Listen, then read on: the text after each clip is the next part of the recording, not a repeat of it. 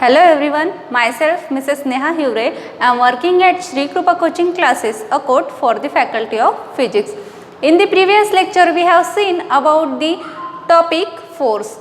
In the previous lecture, we have seen the Newton's laws, types of forces, and today we are going to see the point that is center of mass. ठीक आहे, आपण previous लेक्चरमध्ये पाहिला आहे की Newton's लॉमध्ये काय सांगितलं आहे की एखाद्या स्टेबल बॉडीवर आपण जर का फोर्स ॲक्ट केला तर ती बॉडी काय होते, मोशनमध्ये येते. तेव्हा त्याचं ॲक्सिलरेशन आणि वेलोसिटी आपण कॅल्क्युलेट केली होती. पण सेंटर ऑफ मास म्हणजे असा पॉईंट आहे.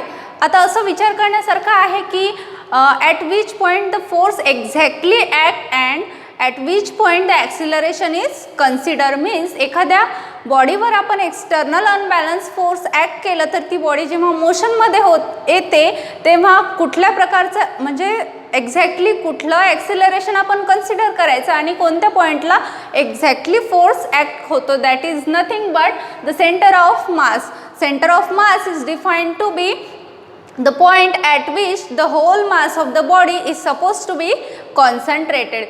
Here we consider a three-dimensional system. In this इथे आपण घेतला आहे की पॉइंट ए पॉइंट बी काय आहेत, दोन मास आहे drawn from the origin O. This is the R bar which is the centre of mass of the two bodies A and B. Let x1, y1, z1 be the position coordinates of the point mass A and x2, y2, z2 be the position coordinates of mass B.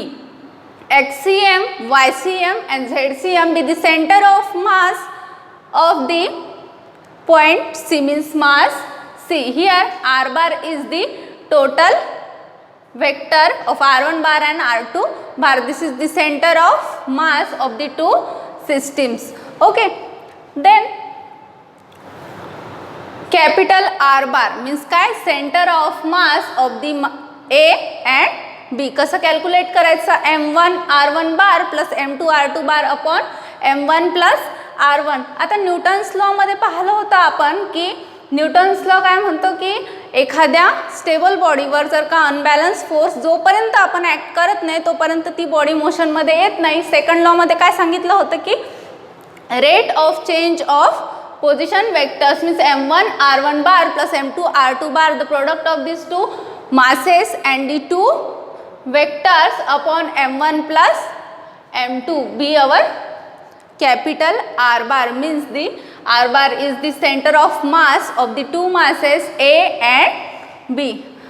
आता इथे m1 r1 आपण फक्त एकाच सिस्टीमचं centre of मास काय करत आहे, calculate. जर इथे n नंबर्स ऑफ सिस्टीम असेल, n नंबर्स ऑफ मासेस असेल, n numbers of position vectors असेल तर कसं कॅल्क्युलेट करायचं. For n particles of masses m1 m2 m3 dot dot dot m1 and for the position vectors of n r1 r2 r3 dot dot rn means so on. तर कसं calculate करायचं की r bar is equals to m1 r1 bar plus m2 r2 bar plus m3 r3 bar plus mn rn bar. means आपण m1 m2 m3 up to infinite इथे masses आणि position vectors घेऊ शकतो in the product form upon m1 m2 m3 plus dot dot dot m1. Here this is for the n particles of masses mn rn.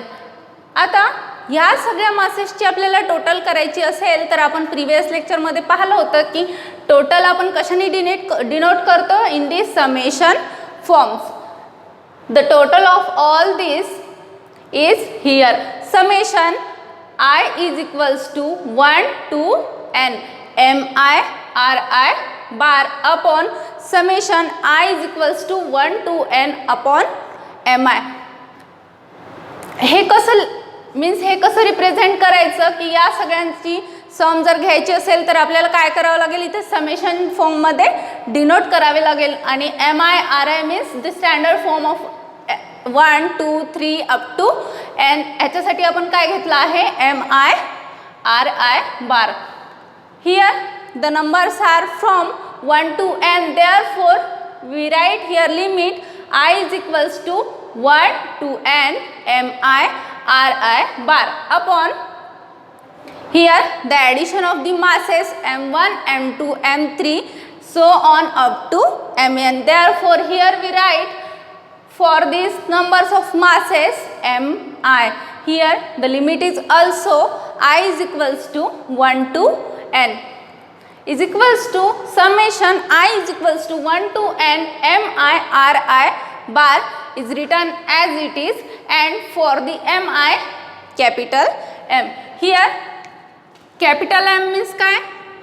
Let capital M is equals to the addition of all these masses m1, m2, m3 up to mn. For the addition of these masses we have write here capital M, the standard form of the masses capital M.